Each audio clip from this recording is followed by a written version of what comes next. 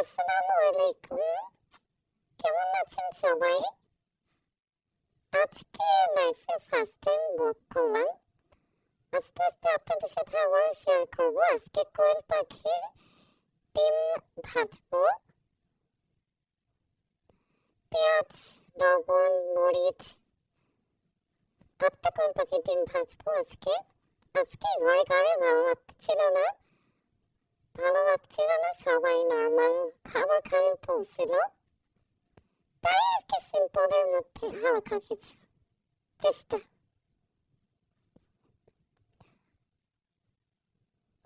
Blog আস্তে আস্তে আরো ইমপ্রুভ হবে, একটু সময় লাগবে, ফার্স্ট টাইম তো তাই। আপনার কেমন যেন অবশ্যই কিন্তু জানাবেন। তেল দিয়ে দিলাম কড়াইতে, ডিমগুলো ভাজবো।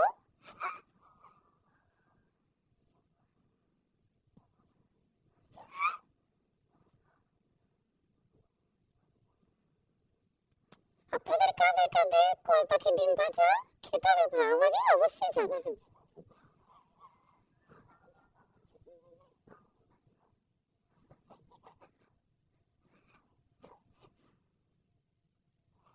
একে পরে সবগুলো ডিম ভেজে নেব।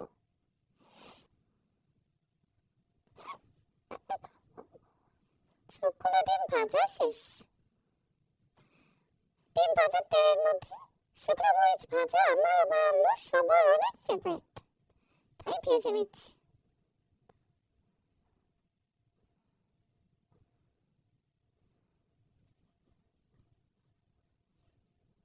ভাজা শেষ।